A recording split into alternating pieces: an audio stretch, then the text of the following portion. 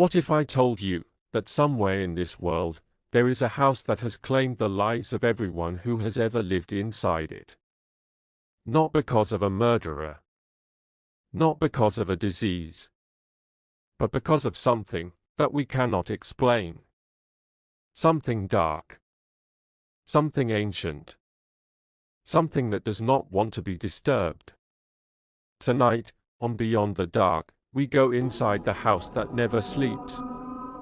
If you are watching this alone, lock your doors. Turn on the lights. And whatever you do, do not look behind you.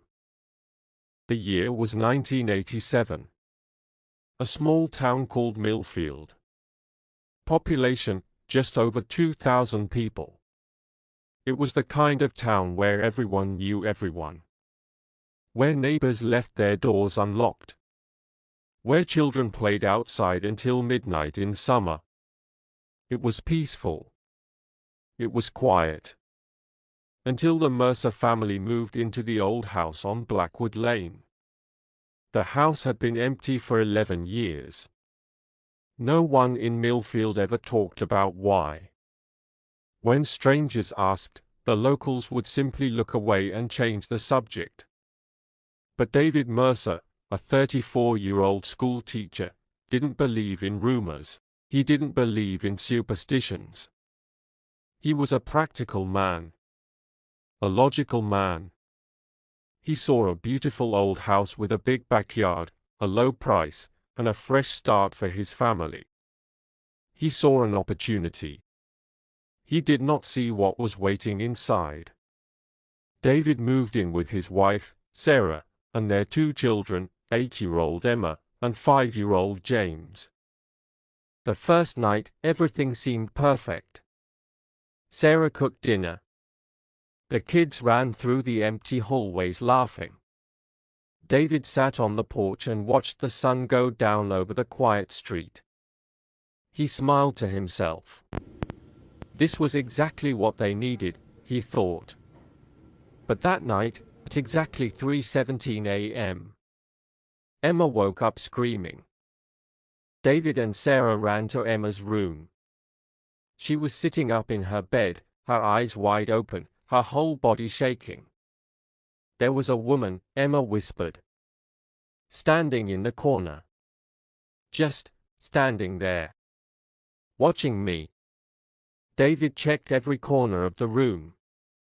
Every closet. Under the bed.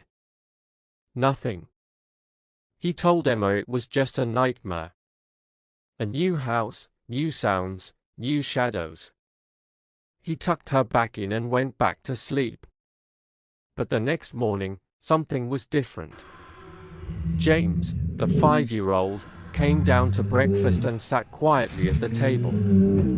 He didn't ask for cartoons. He didn't make noise. He just sat there.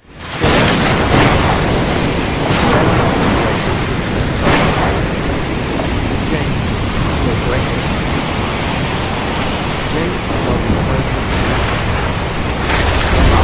He said quietly, "Who's the old man that sits in the end of the bed?"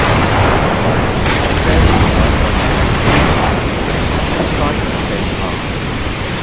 He smiled and said, "It's just your imagination." James looked back at the wall.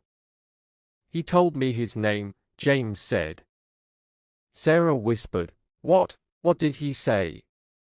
James turned to her one more time, his eyes completely empty. "He said his name is Walter. And he said this is still his house." Long pause, only eerie music. Sarah later found out from a neighbor that the previous owner of the house, who had died inside it 11 years ago, was named Walter Grimes. He had lived alone. He had no family. No friends. And according to the neighbor, he had never left. Over the next 2 weeks, the Mercer family tried to ignore what was happening. But it became impossible. Every night, at exactly 3:17 a.m., the same time Emma had first woken up screaming, something would happen in the house. Doors would open by themselves. Lights would flicker and die. And always, there was the sound of slow, heavy footsteps walking down the hallway. David set up a camera in the hallway one night to prove to himself it was nothing, maybe an old house settling, maybe rats in the walls. He reviewed the footage the next morning. The footage showed the hallway, dark and empty. Then at exactly 3:17 a.m., a shadow appeared at the far end of the hallway. It was the shape of a man. Tall. Slow-moving. It walked down the hallway toward the camera. And just before it reached the camera, it stopped. And slowly, it turned its head, and looked directly into the lens. David watched the footage 3 times. His hands were shaking so badly he could barely hold his phone. He called a priest that same morning. Father Michael came to the house the following evening. He walked through every room with holy water and prayers. He spent 2 hours in the house. When he came out, his face was white. He pulled David aside and spoke quietly. "Mr. Mercer," he said, "I have been doing this for 27 years. I have visited many homes. Many families." He paused. "You need to leave this house. Tonight. Take your family and do not come back." David asked him why. Father Michael looked back at the house. Then he looked at David with the most serious expression David had ever seen on another human being. "Because," he said slowly, "whatever is inside that house, it is not alone." David refused to leave. "I know what you're thinking, why would he stay?" But understand, this was his family's home. He had spent his entire savings on it. He had a job in this town. His children were in school. He told himself the priest was being dramatic. He told himself there was a logical explanation for everything. He was wrong. 3 days after Father Michael's visit, Sarah woke up at 3:17 a.m. to the sound of whispering. It was coming from inside the walls. She lay completely still, her heart pounding, trying to make out the words. And then, slowly, she realized something that made her feel sick to her stomach. The whispering was calling her name. Over and over again. "Sarah! Sarah!" She screamed and woke David up. He heard nothing. By the time he was fully awake, it had stopped. The next morning, Sarah found something in the basement that David had not told her about. Behind an old shelf, hidden under years of dust and darkness, was a wooden door. Small. Locked. David had found it on their first day and assumed it was a storage room. He had meant to get it open but had forgotten. Sarah found a key hanging on a nail behind the shelf. She opened the door. Inside was a small room, no bigger than a closet. On the floor were dozens of old photographs. All of the same house. All taken at night. And in every single photograph, in every window of the house, was the same face. An old man. Watching. Always watching. On the back of one photograph, written in old, scratchy handwriting, were the words, "They all leave. But I never do. This house is mine. It will always be mine. And one day, so will you." And below those words was a name. Walter Grimes. 1974. The photographs were taken 13 years before Walter Grimes had even moved into the house. Which meant, Walter Grimes had been watching this house, obsessing over this house, for over a decade before he ever lived in it. And whatever he had done in that time, whatever dark thing he had invited into that house, it was still there. On the 29th day in the house, everything came to a head. David woke up at 3:17 a.m., not to a sound, not to his wife screaming, but because something was standing over him. He opened his eyes. And there, inches from his face, was the figure of an old man. Tall. Pale. His eyes completely black. Just staring down at him.